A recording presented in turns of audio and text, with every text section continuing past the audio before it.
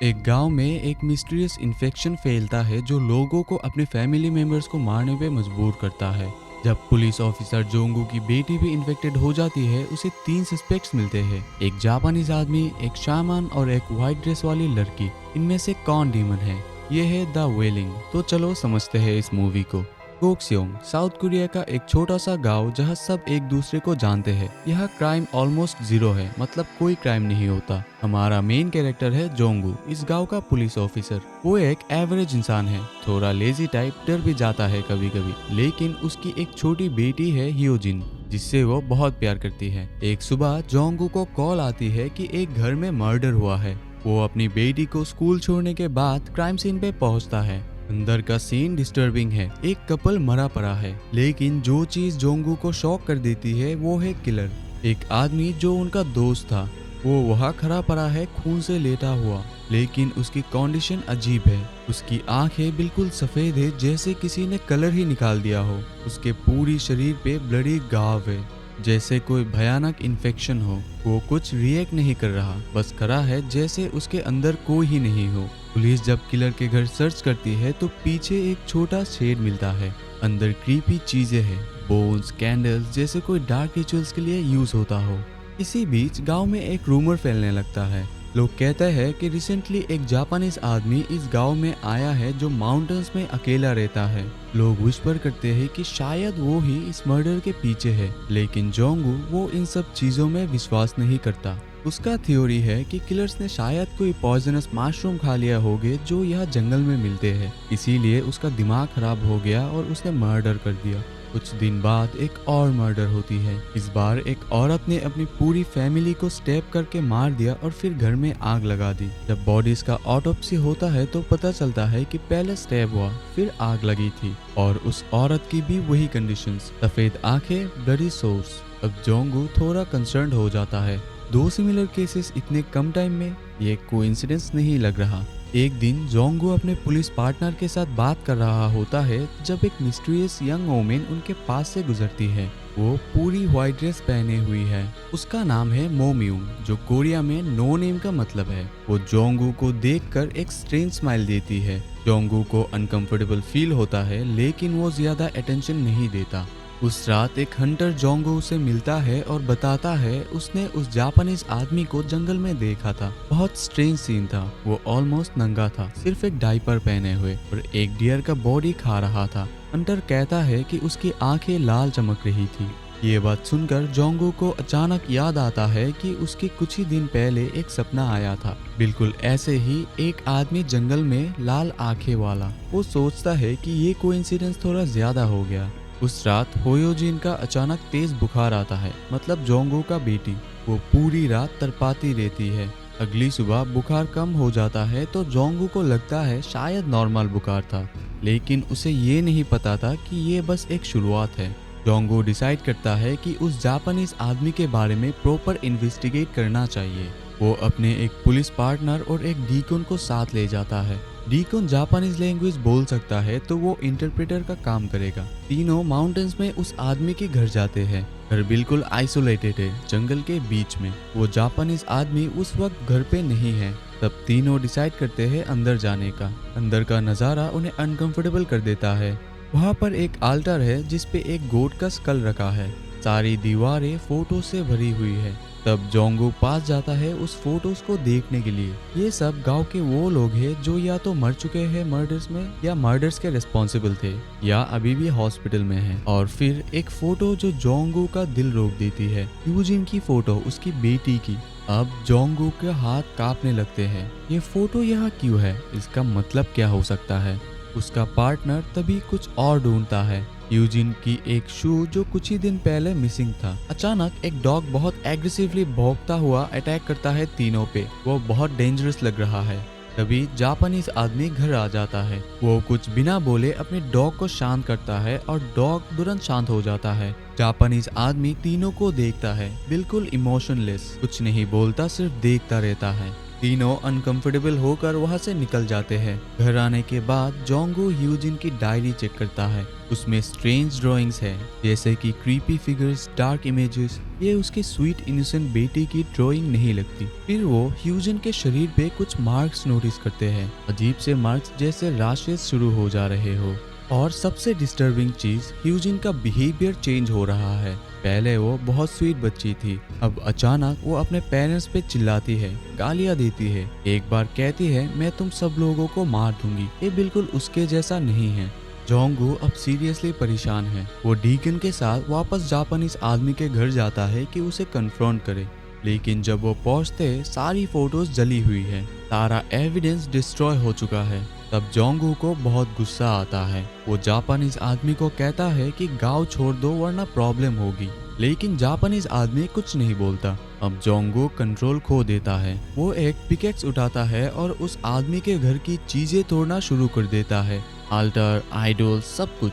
Dog फिर से attack करती है और इस बार जोंगू उसे मार देता है, लेकिन वो जापानीज आदमी फिर से कुछ नहीं बोलता, बस चुपचाप खड़ा रहता है। अगली सुबह जोंगू के घर के बाहर एक डेड गुड लटका हुआ मिलता है, जैसे एक वार्निंग हो। अब ह्यूजिन की कंडीशन और भी खराब होती जा रही है। एक दिन जब वो नेबर्स के घर है, वो उनके बेटे को नाइफ से स्टैब कर देती है। बच्चा वहाँ ही मर जाता है। जोंगू अब बहुत टेरिफाइड है। उसकी बेटी मर्डर कर चुकी है। अब उसे समझ आ रहा है कि ये कोई नॉर्मल बुखार नहीं है।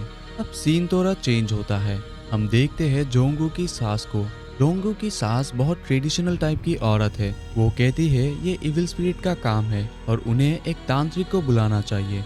अब जोंगू पहले मना करता है क्योंकि वो इन चीजों में विश्वास नहीं करता, लेकिन अब उसके पास कोई और चारा नहीं है। वो एक फेमस तांत्रिक को बुलाता है जिसका नाम है इलज्वांग। इलज्वांग बहुत कॉन्फिडेंट आदमी है। एक्सपेंसिव कपड़े पहने हुए मॉडर्न कार में आता है। वो कहता है कि वो इस इविल स्पिरिट को निकाल देगा, लेकिन उनकी फीस बहुत हाई है। इलज्वांग रिचुअल की प्रिपरेशन करता है। वो भी बिलीव कर रहा है कि जापानीज आदमी ही डीमन है जो विलेजर्स को पोजेस कर रहा है। अब रिचुअल की रात आती है। इलज्वांग ड्रम्स बजाता है, चैंस करता है, पूरा एटमॉस्फेयर इंटेंस है। लेकिन यह एक अजीब चीज होती है जो ऑडियंस को कंफ्यूजिंग लग सकती है। जिस टाइम इलज्वांग रिचुअल कर रहे हैं, उस एग्जैक्ट टाइम पे जापानीज आदमी भी अपने घर में एक रिचुअल परफॉर्म कर रहा है।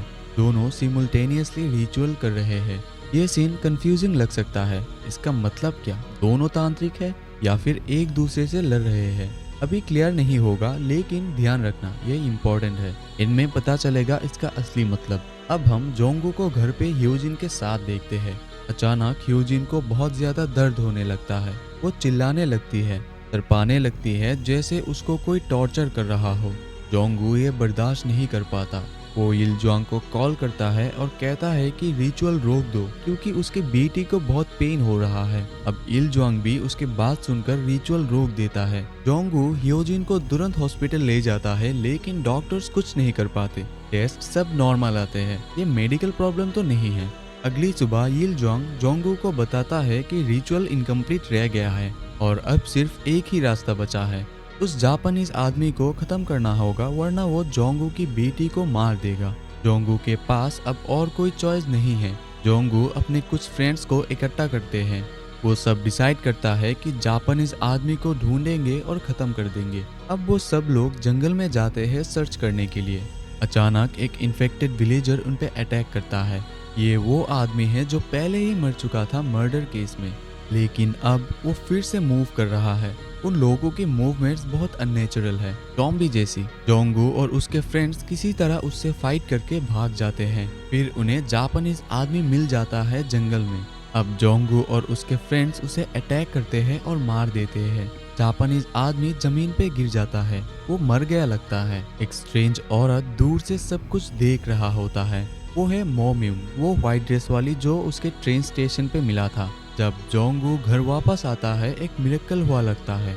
यूजिन बिल्कुल ठीक है, उसका बुखार चला गया। वो नॉर्मल बच्ची की तरह बिहेव कर रही है, स्माइल कर रही है। जोंगू को लगता है कि फाइनली सब ठीक हो गया, प्रॉब्लम सॉल्व होगी।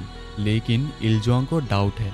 वो कहता है कि शायद हमने गलत आदमी को मार दिया। अब यह भी कंफ्यूजन रह जाता है, लेकिन हमारा सीन चेंज होता है। कुछ ही दिन बाद हॉरर फिर से शुरू होता है। जोंगू का एक फ्रेंड अचानक अपनी पूरी फैमिली को मार देता है। वही कंडीशंस, सफेद आंखें, ब्लडी सोर्स। जापानीज आदमी तो मर गया। फिर ये क्यों हो रहा है? इलजोंग को अचानक नाक से बहुत ज्यादा खून आने लगता है। वो मोमयूंग से मिलता है, उस व्हाइट ड्रेस वाली लड़की से। जैसे ही वो उसके पास जाता है, उसको खून की वॉमिट होने लगती है, मतलब उसकी खून की उल्टी आ जाती है। अब मोमयूंग उसे कहती है कि गांव छोड़ दो।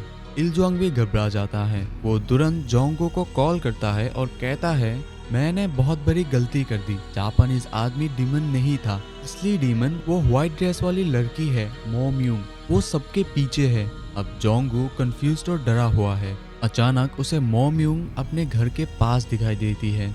मोमयूंग को देखकर वो मोमयूंग के पास जाता है। मोमयूंग उसे रोकती है और कहती है, जोंगू प्लीज घर मत जाओ, मेरी बात सुनो केयरफुली। जापानीज आदमी अभी भी जिंदा है। वो एक्चुअली डीमन है और अभी तुम्हारे घर जा रहा है, तुम्हारे फैमिली को खत्म करने। मैंने तुम्हारे घर के आसपास एक ट्रैप सेट किया है, फ्लावर्स की एक सर्किल। अगर डीमन उस सर्किल के अंदर आए तो वो फंस जाएगा। लेकिन वो सीरियस होकर कहती है, अगर तुम भी घर गए तो ट्रैप टूट जाएगा और डीमन अंदर घुस जाएगा। मुझे ट्रस्ट करो, यहाँ रुको सुबह तक प्लीज। लेकिन तभी इलजोंग का फिर से फोन आता है। वो कहता है, उस लड़की को बिल्कुल मत सुनो, वो झूठ बोल रही है, वो खुद डीमन है। तुम्हारी फैमिली डेंजर में है, अभी घर जाओ। अब जोंगू के दिमाग में बहुत कंफ्यूजन है, दोनों ऑपोजिट चीजें बोल रही है। इसको विश्वास करे। मोमयूंग डेस्परेटली जोंगू को पकड़ने की कोशिश करती है। वो बोलती है, प्लीज मुझे ट्रस्ट करो, अगर तुम गए तो सब कुछ खत्म हो जाएगा। लेकिन जोंगू अपने फैमिली के बारे में सोचता है, उसकी बेटी वहाँ है, वो रिस्क नहीं ले सकता। वो मोमयूंग को धक्का देकर अपने घर की तरफ भागता है। जैसे ही वो अपने घर की बाउंड्री क्रॉस करता है, कैमरा दिखाता है कि उस फ्लावर ट्रैप की सारी फ्लावर्स इंस्टेंटली सूख जाती है, बिल्कुल सूख कर गिर जाती है। ट्रैप फेल हो गया। यहाँ फिल्म एक अलग सीन दिखाती है जो बहुत इंपॉर्टेंट है। जंगल में एक केव के अंदर यंग आइसम, एक एक्सपीरियंस्ड हंटर, अंदर जाता है। वहाँ अंदर जापानीज आदमी बैठा हुआ है, वो भी जिंदा। यंग आइसम शॉक्ड है, तुम्हें तो मर जाना चाहिए था। जापानीज आदमी स्लोली उठता है। वो अपने कैमरा निकालता है और यंग आइसम की फोटो लेता है। जैसे ही फ्लैश चमकती है, यंग आइसम को एक विजन दिखता है, जापानीज आदमी का असली रूप। वो ट्रांसफॉर्म होता है, लाल चमकती हुई आंखें, खतरनाक दांत, हॉर्न्स। वो एक डीमन है, प्योर डीमन। अब यंग आइसम टेरिफाइड होकर वहां से भाग जाता है। जोंगू अपने घर के दरवाजे पे पहुंचता है। दरवाजा थोड़ा खुला है, अंदर से कोई आवाज नहीं आ रही, बहुत ज्यादा चुप है। वो अंदर जाता है। लिविंग रूम में खून, बहुत ज्यादा खून हर जगह। उसकी वाइफ डेड, सास डेड, सब ब्रूटली मर्डर्ड है। जोंगू की आवाज ही नहीं निकल रही, वो कंप्लीट शॉक में है। अब एक आवाज आती है, पापा, यूजिन की आवाज। वो किचन से बाहर आती है। उसके हाथ में नाइफ है जो पूरा खून से लेटा हुआ है। उसकी आंखें बिल्कुल सफेद। जोंगू रोने लगता है, यूजिन बेटा, मैं हूँ तुम्हारे पापा, नाइफ नीचे रख दो प्लीज। यूजिन कुछ नहीं बोलती, बस स्लो मोशन में अपने पापा की तरफ बढ़ती है। जोंगू उसे रोकने की कोशिश करता है, उसे समझने की कोशिश करता है, लेकिन यूजिन पॉजेस्ड है। वो अपने पापा की अटैक करती है, नाइफ से वार करती है बार बार। जोंगू अपनी ही बेटी के हाथों मर रहा है। जैसे ही वो जमीन पे गिरता है, यूजिन भी वहाँ कोलैप्स हो जाती है। थोड़ी देर बाद इलजोंग घर में आता है। वो अपनी कैमरा निकालता है और सिस्टमेटिकली जोंगू की डेड बॉडी की फोटो लेता है। डेड बॉडी बोलना भूल होगा, वो मरता हुआ बॉडी, मतलब अभी भी मरा नहीं। फिर ह्योजिन की, फिर बाकी फैमिली मेंबर्स की, बिल्कुल प्रोफेशनली, जैसे वो ये पहले भी कई बार कर चुका हो। फोटोज लेकर इलजोंग बाहर अपनी कार की तरफ जाता है। गलती से उसकी हाथ से एक बॉक्स गिर जाता है और उसमें से फोटोज बिखर जाती है। ये गांव की सारे विक्टिम्स की फोटोज है, जितनी भी लोग मरे, मर्डर्ड, इन्फेक्टेड हुए, सबकी। इलजोंग जल्दी से सब फोटोज उठाता है और कार में बैठकर वहां से भाग जाता है। यहाँ पर जोंगू वह जमीन पे मरता हुआ है। उसकी आंखों के सामने मेमोरीज फ्लैश होती है। यूजिन का बचपन, उसके साथ खेलते हुए उसकी हंसी। वो बहुत वीकली विस्पर करता है, मैं तुम्हें प्रोटेक्ट करूंगा। स्क्रीन ब्लैक हो जाती है। ये फिल्म ट्रस्ट और फेथ के बारे में है। जोंगू ने गलत इंसान पे ट्रस्ट किया। वो तांत्रिक पे विश्वास किया जो कि एक विलेन था, और उसने उस लड़की को इग्नोर किया जो एक्चुअली उसकी हेल्प करने की कोशिश कर रही थी।